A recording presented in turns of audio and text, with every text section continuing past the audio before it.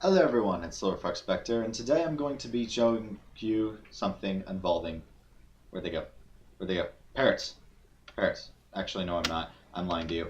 So, even though this guy is adorable, I am not going to be showing you him. I pressed that one too many times. What I'm going to be showing you is the same thing that I showed you the last video and a few videos before that, and that's quarries. They used to be, and they pretty much had always been, just a 5x5 hole digger straight to bedrock. That was it. That was all there was to it, really. But now I have made them considerably better. I took some inspiration from Buildcraft as well as some other mods and decided, hey, I can make that. So, quarries. First of all, you'll notice the texture looks a whole lot better. It's still a hopper in my inventory, but it now has an actual 3D model versus a 2D texture as it was before. And as soon as 1.13 or 1.14 rolls around, I will make it so that's not Optifine dependent. And although if I type data pack list, you'll see that this is file quarries. I needed to test it separate from the Orium data pack to make sure that it's all working properly. But as soon as I can guarantee that it is working properly, then I will implement it into the data pack. But so far so good. You'll see that what was I going to show you? I don't need that. What I was going to show you is crafting. First of all, I have made some improvements with it. So to craft a quarry, you need cobblestone, blocks of iron. You can get rid of that. You need redstone dust, hoppers, and a diamond pickaxe. Alright, so if you go into a workbench, as you saw me make a moment ago, I'm actually going to get a bunch of these for the sake of it. Redstone in the top middle, blocks of iron on the edges. I wanted to distribute like that, thank you. Okay. Hoppers in the middle and cobblestone on either side. Then you put a diamond pickaxe in the bottom middle. Now you'll notice it subtracted one from all of those and then just summoned the quarry above it. This is the new crafting system that I have. It's so that you can mass craft these things. Or anything, even, in this data pack, instead of it just being the previous method in which you could only do one at a time. That, I feel, is going to be a huge improvement. Now, quarries, as I said, used to be just a 5x5 hole straight to bedrock. Well, it's slightly different now, and this is actually the best biome to be in for it. Well, one of them. Best biome to demonstrate. So I'm going to place that, and since this is a hopper, I'll place it against the side of the chest there. First thing you'll notice is it's not digging, but it does have these particles. These particles indicate there's 3 different particles that can show up above a quarry. Blue, red, and black. Blue indicate, hey, I want to find a region to dig out. You use end rods to actually dictate that region. You place one adjacent to it. It just needs to be right next to it. You can only do this with one at a time. So if I do that, break it, then it will pick a different one. If I break that, it'll pick the last one. It can be on any side, besides top and bottom. And then this landmark, if you will test this 180-degree area for another end rod that is at least 2 blocks away. So it can't be here, it can't be in any of these. Actually, it can't be any of those. Yes, it can't be any of those because none of these offer at least a 1 block gap along the X, and the Z axis. So it needs to be at least that far away, and it can't be this because that doesn't offer a 1 block gap on Z, and it can't be these guys, and of course these guys don't offer a gap either. It can be here though. It takes a second to register, otherwise it causes tons of lag, and it can be there, and it can be up to 32 blocks away. That is, you can mine anything from a 1x1 hole to bedrock to a 32x32 hole to bedrock. And once you get your land markers where you want them and you're happy with them, place a redstone torch on top. Now this is a 1x1 hole, so it's just going to have this crane digging straight to bedrock at 1 block per second, and it will fill that up. And it gives you the end rods and the torch back, but since I'm in creative, it doesn't make a difference. But Okay, and when you just delete it, it kills the crane. However, more realistically, you're not going to have a 1x1 unless you deliberately need that. If you're actually using a quarry for its main purpose, which is to dig a giant hole, then you would more likely have at least a 3x3. And actually, for this sake, I'm just going to make it how big? How big should this be? 3, 4, 5, 6, 7, 8. So 8 block hole, and that particles, it works. Okay. 8x8 block hole. Creates the frame, and then starts digging. Gets rid of those roses first. And this crane. I think this crane looks a whole lot better than the previous ones did. The last ones didn't even have cranes. They just had whatever they had. This is the new version, and I think it looks a whole lot better, personally. And I said it can be up to 32 by 32, and although the ones I've showed you are both square, it doesn't have to be square. If you want, you can do a 1 by 32. And I will demonstrate that. You can place that there, and then it can be a rectangular thing, like that. And you place the torch on top, and boom, fills in that area and starts digging. It does not have to be square, but it has to be smaller than 32 by 32. That is the maximum size. If I go ahead and place one of these guys here, do that, and then stand here, /set block, -32 on my X, and then 32 on my Z. Oop, I need to pick a block. End rod. Okay, so you can see the other end rod over here.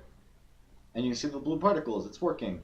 However, if I break that, these end rods will not register. This one is one too far along the Z axis, and this one's one too far along the X axis. Place that there. That is close enough both on X and Z to work. And if I power it, of course, it will fill in the entire area. Any blocks that are in that zone, wherever this frame is placed, are lost. But everything else gets broken and dealt with appropriately. And you can see they went to this chest. If you power a quarry with redstone, you get the second particles, the red ones.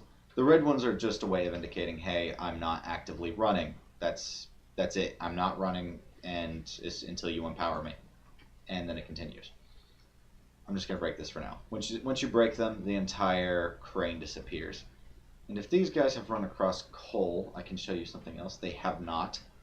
Okay. I am going to artificially demonstrate these running into coal. First of all, I want to show something with stone, actually. So if I place a block over here on the same layer that it's mining at, it will go back to break those blocks. If I place one on a layer above what it's mining at, such as there, it won't go back until the crane runs into it. Then it will go back to take it out. So that's the first thing I want to show you. Second thing. Say it runs into a bunch of coal. Okay, so a bunch of coal runs into it, it digs it up. You can see the experience orbs are dropped. I was zooming in too much. You can see the experience orbs are dropped if you look closely enough. But then they disappear. What the quarry will actually do is, I'll show it as soon as it digs all of it up, and I will actually, what I'll do is I'll get myself a pickaxe, and then go into survival. I have no experience levels, right? If I break the quarry, it drops all of the experience that it has mined since it was placed. Apparently it dropped about 2.5 levels worth of experience. It stores all of the experience it has mined in itself, so that when you break it, you get all of that experience back. That might have been a redundant thing to say, but you know, actually I don't want to place it again. The quarries do drop themselves, as you saw when mined. They will actually drop the item. That's not a problem. However, if they're blown up or dug out by another quarry, they will not actually drop the quarry object. They'll just drop a hopper. so be careful about that. Quarries can dig on other quarries, but they end up just trying to take out each other's cranes, so it's not really worthwhile to do. In the event that the quarry is placed in a location where the frame overlaps rock or whatever, like this, I can show you. It will just take out the rock up until this level. The only block that it will not break, that it can break but it doesn't break in certain conditions, is the frame. If there's a frame block found at the top level, it will not be broken. It'll just ignore it entirely and it will keep going. However, if that frame block is found at a lower level, it will then go out of its way to break it. So that's the only exception to blocks that it can break that it won't. Blocks that it can't break include bedrock, because obvious reasons it's bedrock. It's not supposed to be breakable, especially not survival. Barrier blocks, because they're supposed to be essentially invisible bedrock. It can't break end portal frames, filled or not. It can't break end portals and end gateways, because all of those are irreplaceable in survival. If you're in survival mode and those break, that you have no way of getting them back. And it can't break any command blocks, and for a technical reason, it can't break fire, because if it could break fire and that fire gets replaced, then it's just gonna, it just causes irritation. Plus, why would a quarry need to break fire? It's fire. As far as lava and water are concerned, if it runs into water, it won't mine it. However, the crane will be waterlogged wherever the water is, as long as it's a source block. Or if it's water, flowing water, that's directly underneath a source block. In that case, it will also waterlog. Lava is completely ignored. It doesn't replace it, it doesn't undo it, nothing like that. It just skips the lava entirely. Lava remains unchanged. And it works in all dimensions, and it breaks all blocks at the same speed at 1 block per second. Whether it's obsidian, or stone, or netherrack, doesn't matter. This can be, one of the best places to actually put this is the top of the nether, because although it won't break the bedrock at the top of the nether, it will take out the entire area down to y=1 in the nether. And you don't need to worry about it at all, and you'll get whatever resources are there. If there's glowstone, great. If there's netherrack or nether quartz or whatever there is, that's what you'll get. What I would suggest doing, if you set up a gigantic quarry like this, because this has, assuming you're going from y=64, this is slightly higher than that because we're in extreme hills, it would give you about 65,000 items.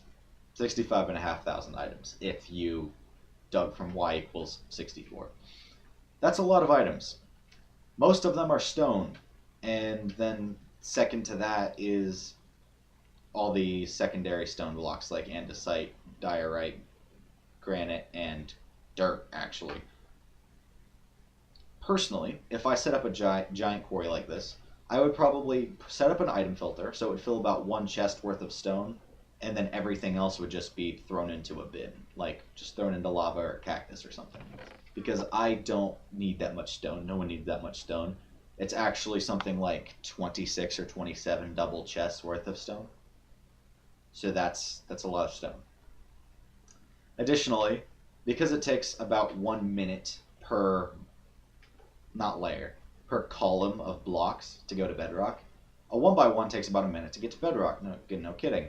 But if you have a 32x32, this surface area is 1,024 blocks. That's 1,024 minutes, or over 17 hours of mining. So you better set that up somewhere that you know you're going to have loaded, because these will only run if you're within 12 chunks of the quarry block. 12 chunks of this block, not 12 chunks of the whole thing.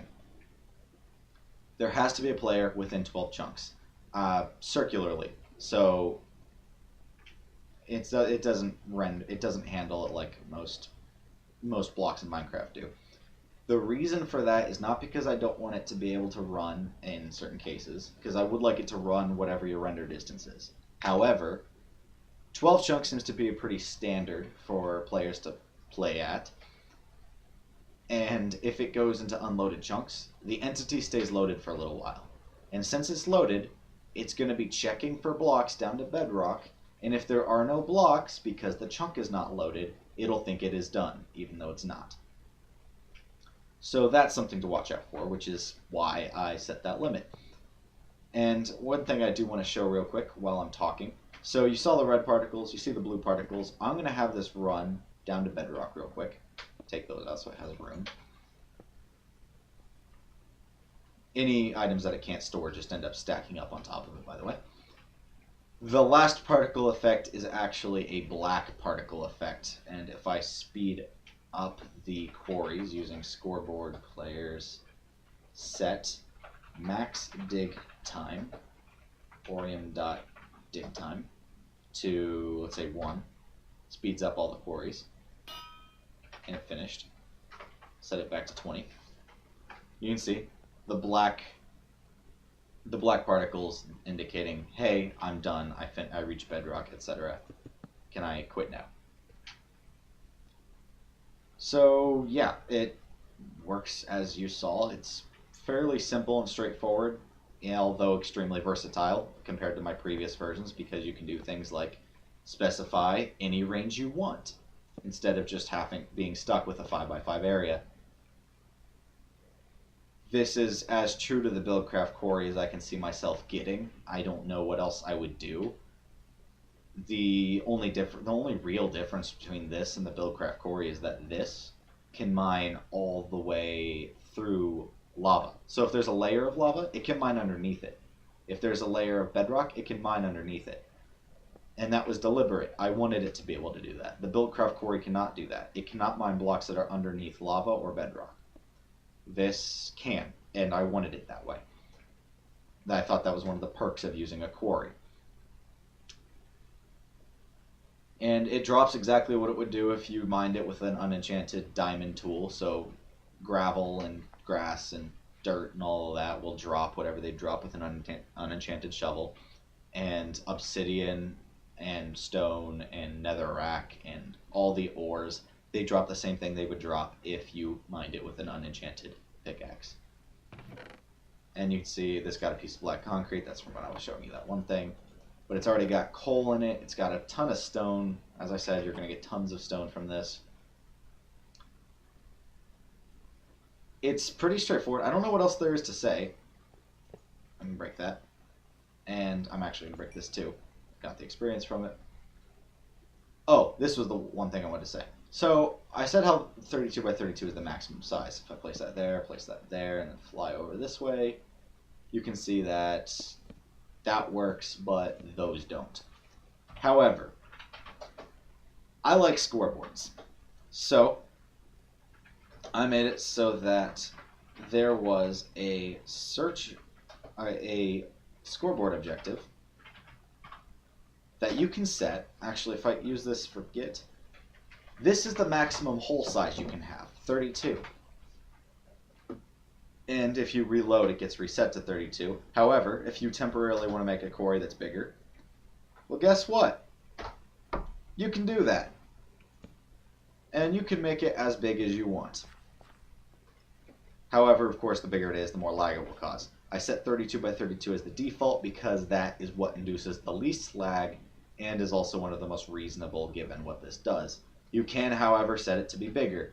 And if that were to change, so if I do reload and then run Git again, you'll see it's back to 32. However, that's still there. Even though it shouldn't be, it's still there. And the reason is because the search size only affects when it's searching for a marker. If it already has a marker, it's going to keep it. And if it's already generated the entire thing, it's going to stay generated. But now, you can have however big of a quarry you want. It's taking out the old quarry blocks as well, so I'll just help it real quick. But yeah, it can do that. Probably one of the best places to have a quarry is above an ocean, because then any lava it runs into will be turned into obsidian instead of just filling up the whole pit with lava, which can be irritating. And as you see, frame blocks at the top layer are not replaced, as I said. But it will continue mining this entire area, even though the search size has been reset to 32 by 32. And it always goes along X and then Z. So it's going along the X axis, and then it will move over one on Z, go along that, and then so forth. So yes, you can break it if you want and make it gigantic, because I did make one that was 128 by 128. In fact, I made one that was like 512 by 512, and it was going to take who knows how many years to actually finish. There was one that I had actually made in particular. I do know how long this one was going to take. I made a 108 by 101 size, which was supposed to take about 9 days to finish. So yeah, it can be bigger. However, if you're going to play true to Orium, you would play with just a 32 by 32 as your maximum size. 1 by 1 is the minimum no matter what. That can't be changed. So yeah, that's all I had to say, I think. I'm just going through, I'm just looking at them, trying to see if there's anything else that there was to say. Don't believe there was. As you can see, I figured out how to do 3D models for this, even though it's actually a hopper. So that's nice. As soon as 1.14 rolls around, it's going to get the non-Optifine method of replacing the model. And the crafting recipe, if you think that's fair, then, or if you don't think that's fair, let me know. Please like it if you did like it. I really do need to know if you guys like these things, because that's the reason I make them.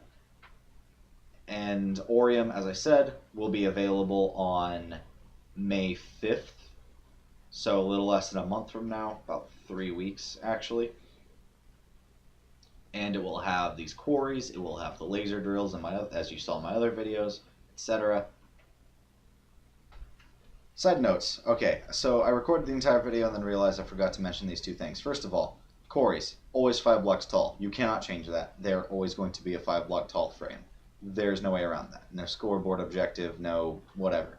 I wanted it to be 5 blocks tall, and it was more pain than it was worth to try to make it taller. Second, although the quarry itself, as you saw, only requires overworld materials to craft, the end rods are, well, they're end rods. They require you going to the end to get, right? No, only the nether. So I have added a recipe, so although you can craft end rods like this, which is the traditional way, where you get 4 for 1 blaze rod and a pop chorus fruit, you can now get 1 for an iron nugget and a blaze rod. So it's a less yield, which was intentional, because it's cheaper, so it doesn't give you as much. However, it doesn't require you going to the end, only the nether. And since you get it back, you only really need 2, so you need to kill 1 or 2 blazes to get this, sometimes more, depending on if you're lucky or not. But that's all. That's the last note I wanted to make, is that yes, you can get end rods without going to the nether with this data pack. It's the only recipe, it's the only crafting table recipe I actually added. For the quarries, that is. There are more with the rest of the pack. Anyway, if you did like, please let me know, or like the video actually, because then I know that people are interested in this project, the Orium project as a whole, but particularly quarries, because that's the most popular thing so far. Please subscribe if you really liked it, because I need the subscribers. I'm small right now, so there's that. And thank you for watching. And see you next time, tomorrow probably. We'll see. We'll see what it brings.